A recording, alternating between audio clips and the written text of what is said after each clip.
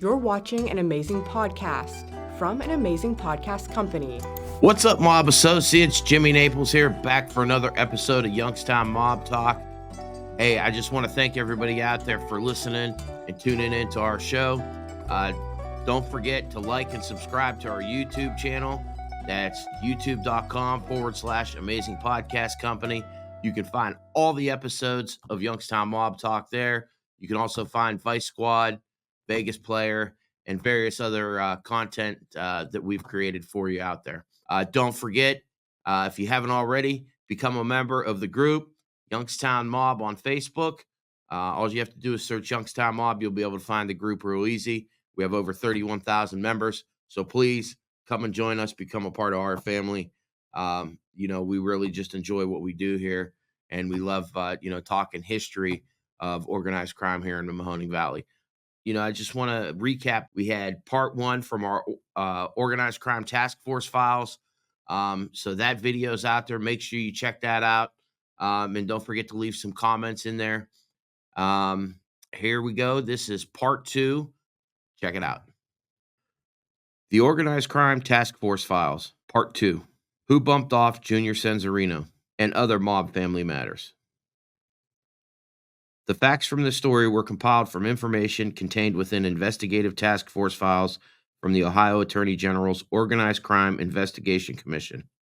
Included are details about crimes which have never been publicly released. These files were provided to us by a source who wishes to remain anonymous. In part 1 of this series, we learned about the Ohio Attorney General's Organized Crime Task Force investigating a large burglary ring from the 1990s and eventually a handful of unsolved mob murders from the city's mafia heyday in the 70s and early 80s.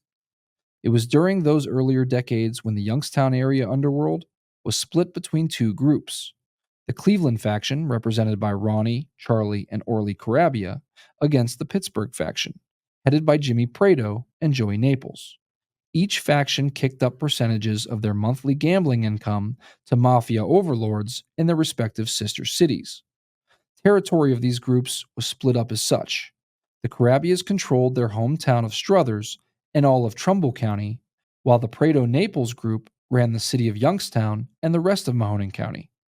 As long as each faction kept their operations limited to their own turf and kicked up to their bosses, everything was copacetic. But in October of 1977, that all began to change. That was when the Cleveland Cosa Nostra blew up their biggest threat, an outlandish gangster of proud Irish descent named Danny Green. Jack White Licavoli's crime family had tried unsuccessfully to eliminate Green on several occasions before turning to the rising star in the Mahoning Valley, Ronnie the Crab Carabbia, to help get the job done. Together with an Erie hitman and bookmaker named Ray Frito, Ronnie delivered a Youngstown tune-up, a car bombing heard round the mob world.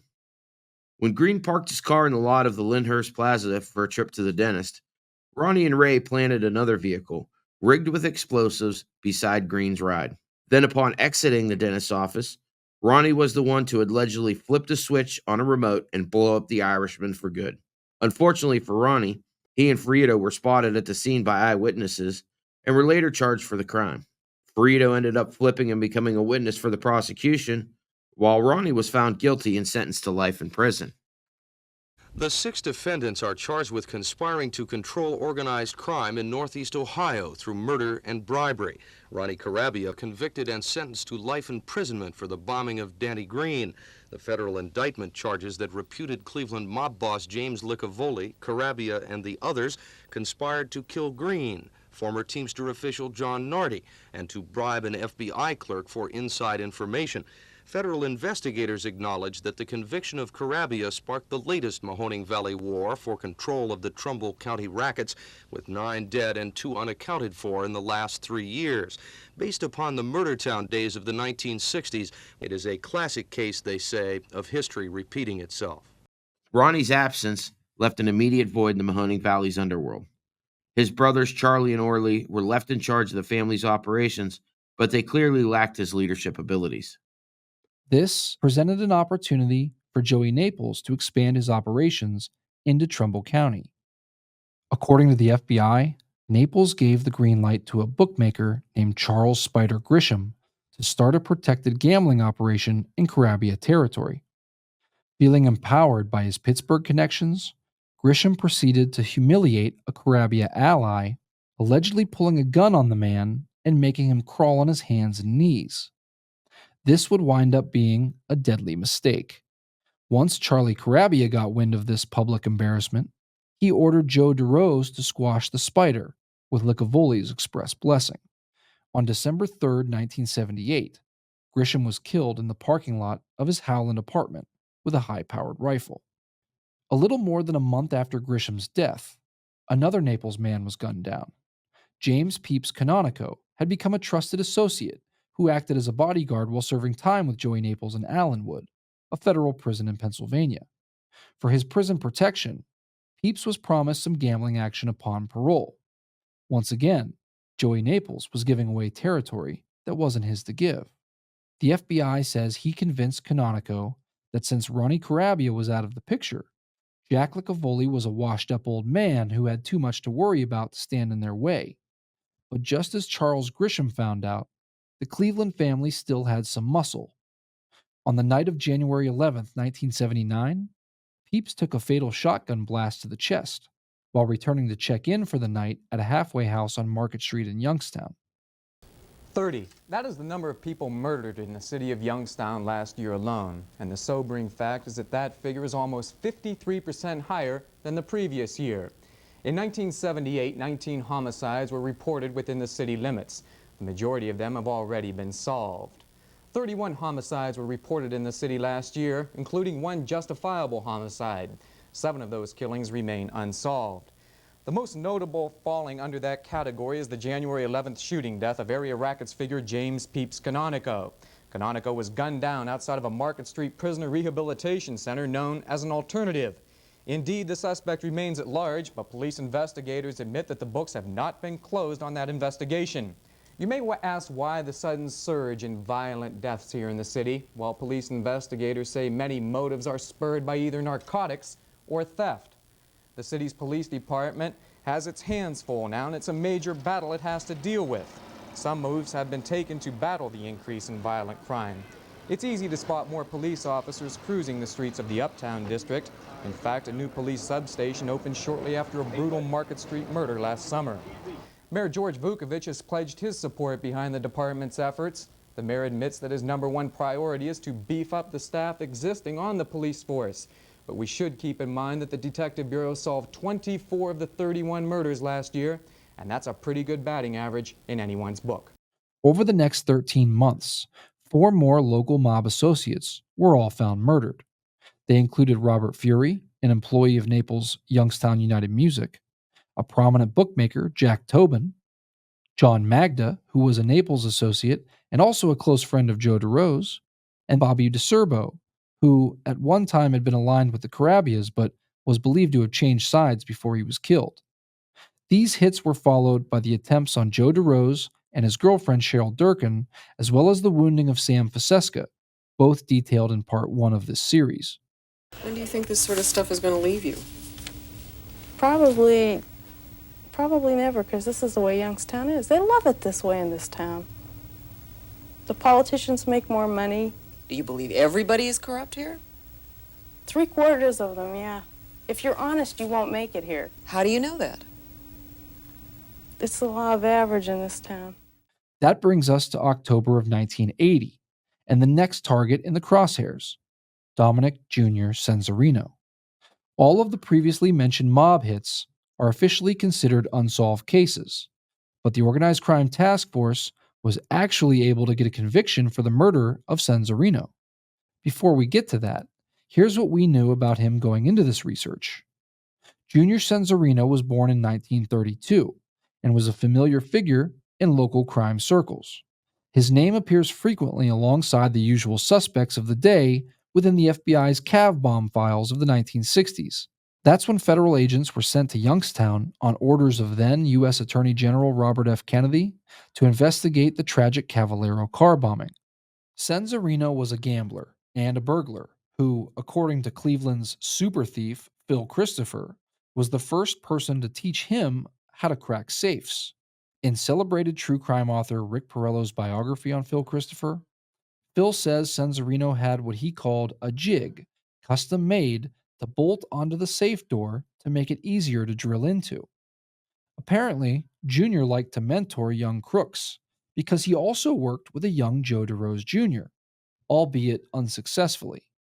In 1974, the two were arrested by FBI agents 5 days after they burglarized $55,000 worth of guns from the Miller Rod and Gun store in Struthers. Both were later found guilty and sentenced to federal prison. We also knew that Senzarino was a cousin of the Carabbia brothers and that he was ultimately found shotgunned to death 2 weeks before his 48th birthday in his garage on Saginaw Drive in Poland Township in 1980. Senzarino was entering his house from the garage when the hitman fired 4 times. There were no eyewitnesses, although neighbors heard shotgun blasts. We came out and there were 2 cop cars and an ambulance over there. And that's when we saw they pulled the car out after the ambulance got there, and we saw the body propped up, in the window, or by the door between the family room and the garage. The killer entered the garage when Senzarino automatically opened the door.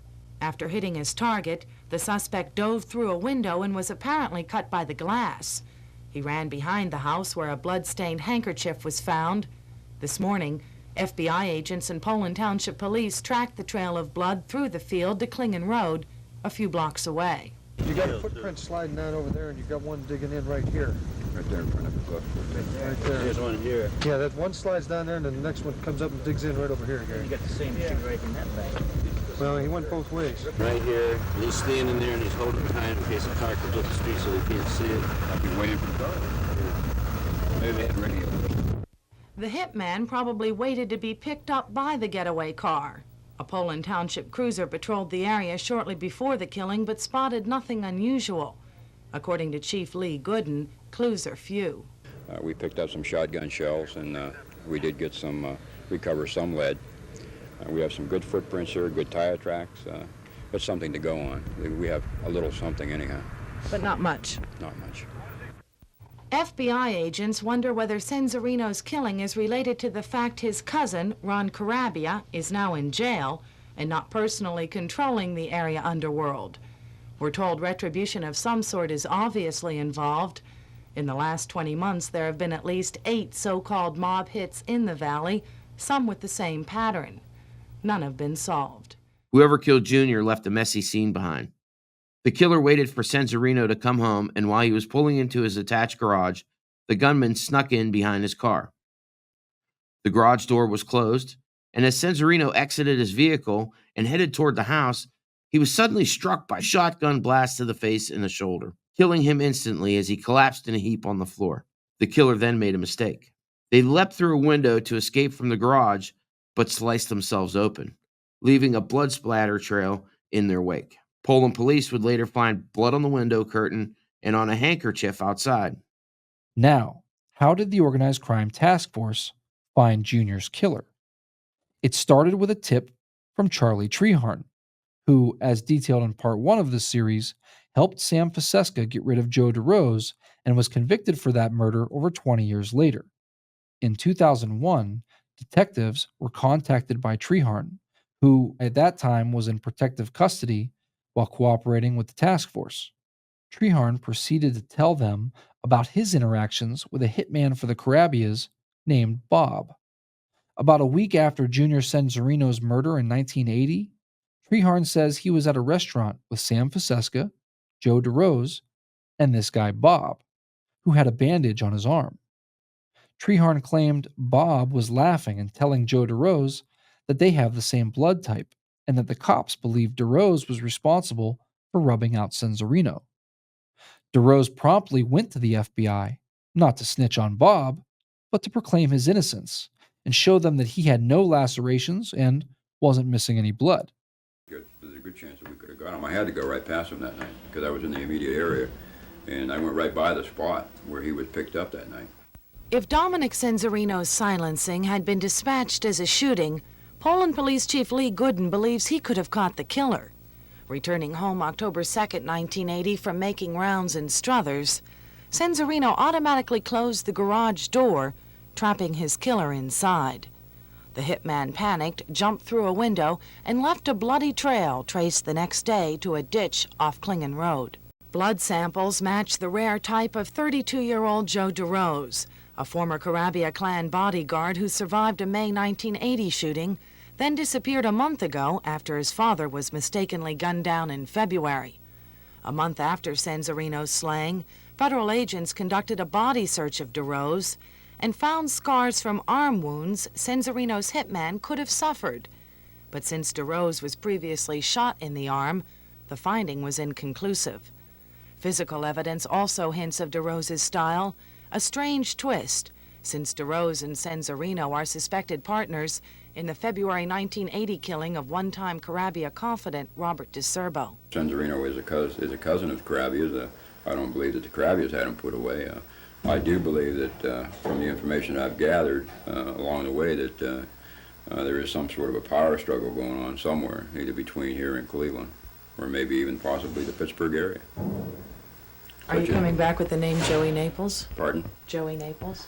The name has been mentioned, along with a few other names that I'm not even familiar with, out of the Cleveland area.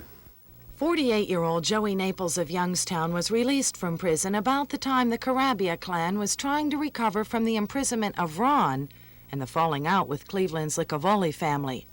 Reportedly, Naples decided to rebuild with the help of the late Kelly Manarino of New Kensington, gambling kingpin of the Pittsburgh area. When Sandy Naples and Vince De Niro were killed in the 60s, the Carabbias were questioned. Junior Senzarino was mentioned in the 1963 killing of Cadillac Charlie Cavallero, an underworld war viewed as Cleveland's consolidation. Reason why some wonder if the circle has come around. 2 nights before Senzarino's shooting, 2 well-known Youngstown police figures were spotted casing his home from this point on Route 224 in Poland Township. If Joe DeRose acted as hitman, then he was either a plant within the Carabbia organization or he secretly switched sides. The case would remain unsolved in Poland Township for the next 2 decades, until the bloody handkerchief was turned over to the task force following Treharn's tip in 2001 and submitted to the state's Bureau of Criminal Investigation in London, Ohio. DNA tests of the handkerchief showed a match to one Robert Bob Dorler, an inmate serving a life sentence without parole in Pennsylvania. When the task force detectives visited Bob Dorler in prison, they presented their evidence against him and convinced him to cooperate. He talked candidly with them for hours, detailing his wild activities in the Mahoning Valley during a brief period in the early 1980s. For Dorler, a career criminal with mob ties across northeast Ohio and western Pennsylvania, his association with the Youngstown mob started when he first befriended Ronnie Carabbia behind bars. Once paroled from that earlier prison stint, Dorler saw Carabbia, who was then on trial for the killing of Danny Green in Cleveland. According to Dorler, he visited Ronnie at the courthouse during the trial and was told that he should go see Ronnie's brothers for work. Dorler did just that. Upon his arrival in Struthers in 1980, Dorler met with Orly Carabbia, and not long after was given an assignment: kill Dominic Senzarino. Junior had been a big money earner for the mob, but despite being cousins with the Carabbias, he was kicking up a percentage of this gambling operation to their rival, Jimmy Prado.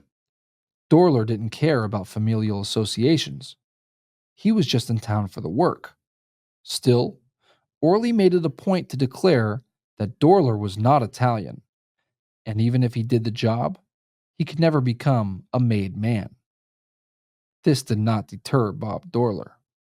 He staked out the location of the game in Struthers and waited for Senzarino to show up, but he never did. So the next day, Orly showed him Junior's house in Poland Township.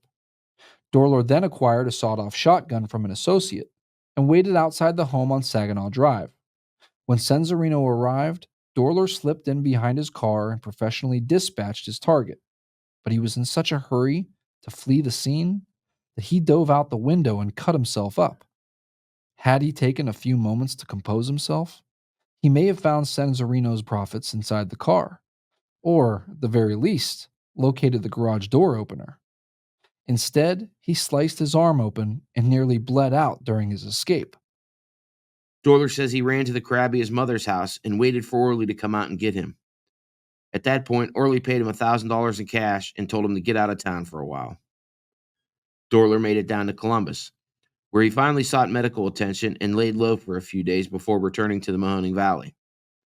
There, he had earned Orley and Charlie Carabbia's trust, as well as a job on the payroll at their vending business. Dorler's statement to the task force detectives was full of other riveting details, which we'll get to shortly. After all, he had come to town in the midst of a violent mob war and could share details that few others alive would be privy to. But there's an entire narrative that was happening under the surface, one we haven't even touched on yet, which was directly connected to this conflict. At its center, a colorful character, then emerging on the local political scene.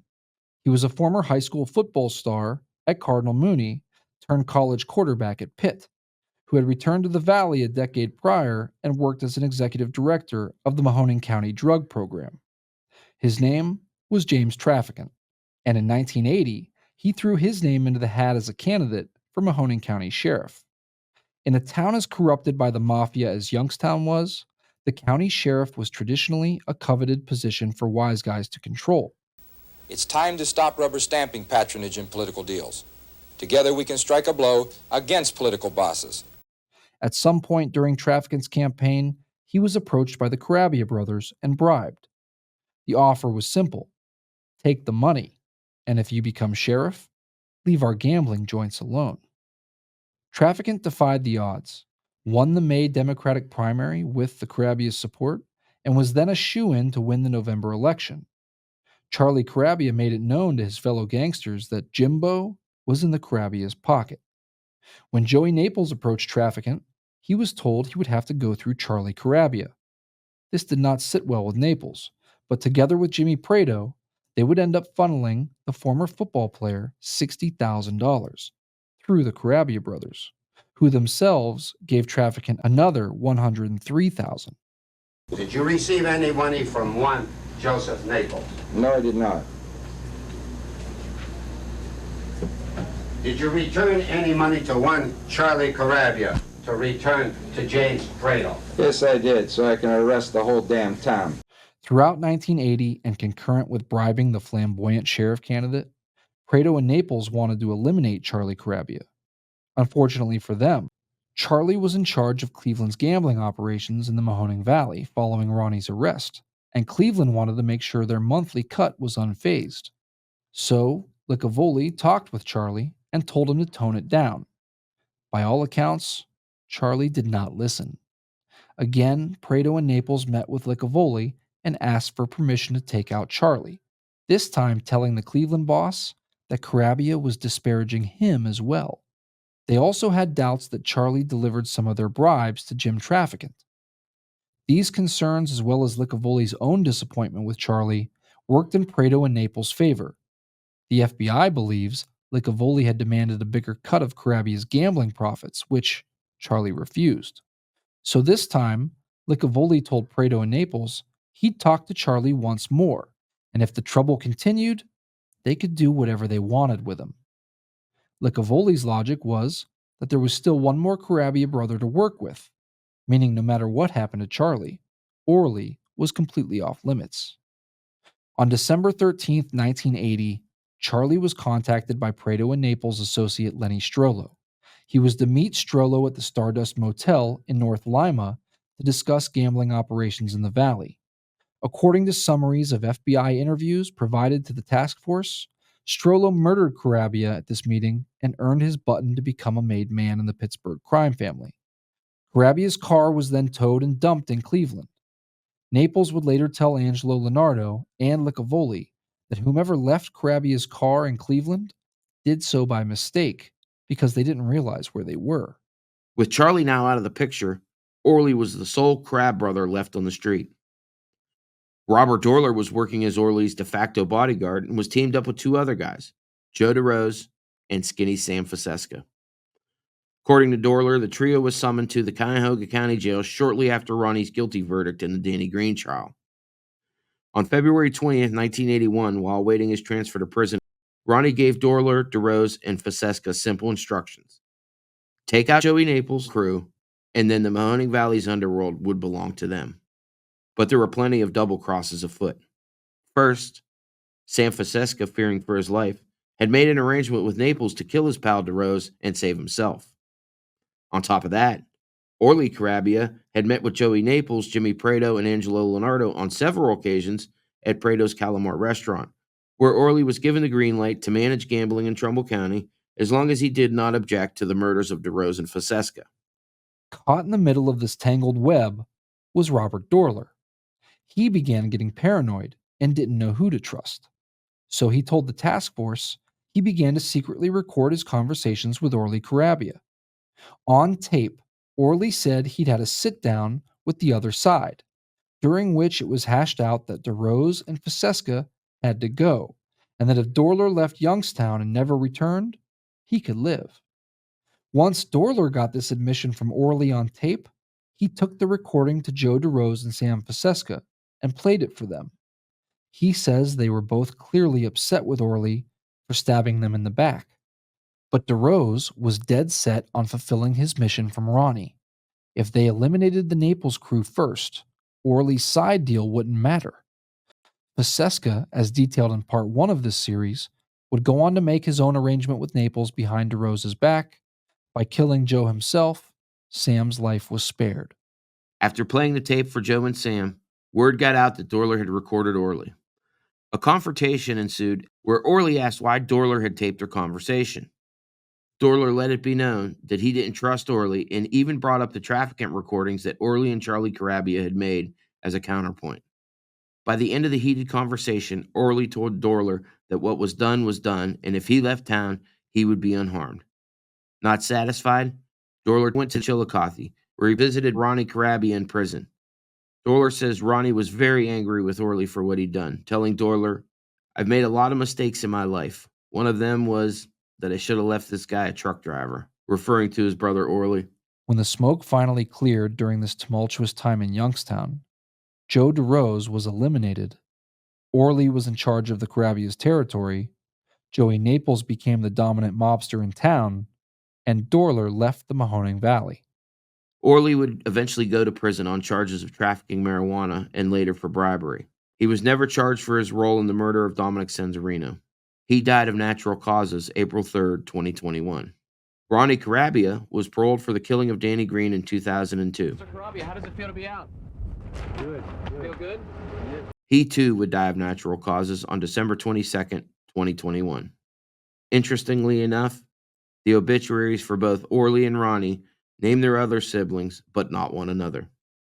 Following the disappearance of Joe DeRose in 1981, the FBI searched a Pittsburgh apartment he shared with a girlfriend. There, they found the Carabbia's secret tape recordings, on which James Trafficant, by then elected sheriff of Mahoning County, admitted to taking $163,000 in bribes from both the Carabbia and Naples Prado factions. The tapes were used against Trafficant in a federal trial, in which he defended himself, pro se, and was acquitted. Trafficant would go on to be elected to the House of Representatives in 1984. He was convicted of more bribery and racketeering charges in 2001 and was expelled from Congress in 2002 before serving 7 years in federal prison. Robert Dorler was convicted in a later murder in Pennsylvania and was serving a life sentence when he was charged with killing Dominic Senzarino in 2001. He pleaded guilty, and for his cooperation with the Organized Crime Task Force, he was relocated to a prison in Ohio so he could be closer to his family, and died while incarcerated a few years later. Still to come, who killed John Magda and left him to rot in a Struthers dump site? Why was the murder of a mob-connected fence and ATF informant never prosecuted? And newly unearthed evidence that could upend a notorious triple murder conviction. That was an amazing podcast from an amazing podcast company. If you enjoyed the show, please click the like and subscribe buttons and share it with your friends. It goes a long way in helping us produce more amazing content.